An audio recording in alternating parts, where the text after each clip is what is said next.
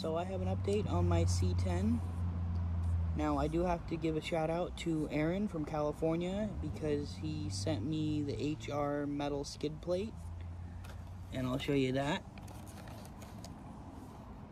So as you can see, it goes great with the axles, and it actually slides pretty good. It surprised me.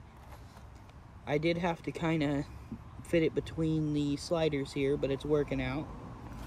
And I'm sure you've seen it already, but I also made my own steer linkages.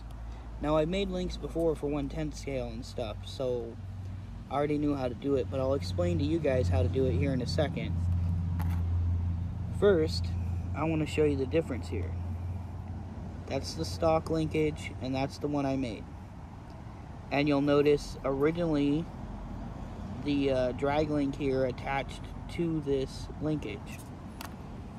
What I did is I took one of the ball studs Mrs. Rabbit had sent me and glued it into another ball stud after cutting a little bit of the thread off. It didn't take much. But so far it's holding, and as you can see, it works just fine. So that's that, and I do want to show you, this thing is still running the stock motor. I've never put another motor in it. I put it back to the stock gearing right after trying out the servo pinion because I needed that little bit extra wheel speed to get the weight up stuff.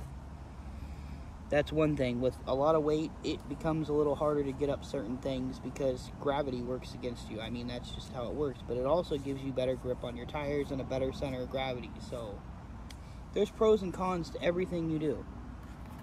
Now, to make links is pretty simple, and I don't know why people are charging like $60 for a set of micro links when that's about the price of 1/10 scale links.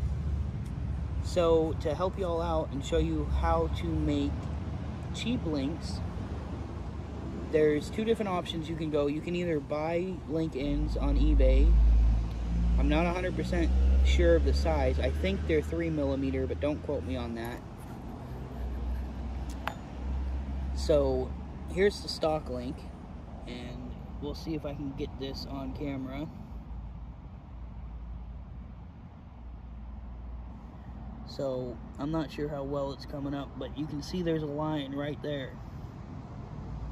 Well, I think they intended for people to do this. You cut it right at that line, and two of the ones that I cut already had holes in them.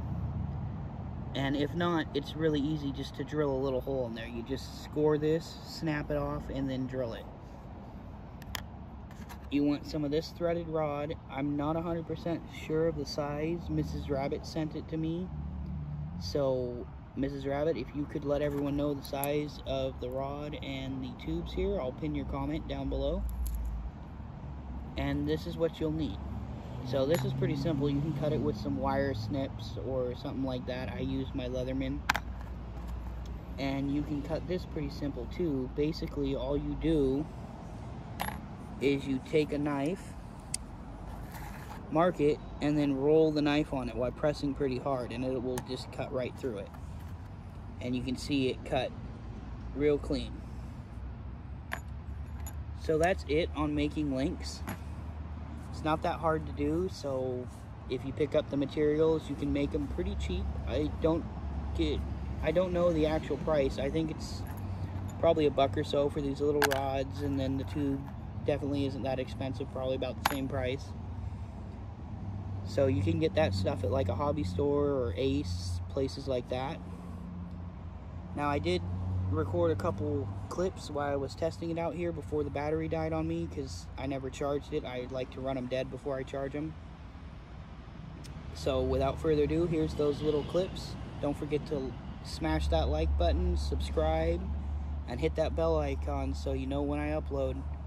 Here we go.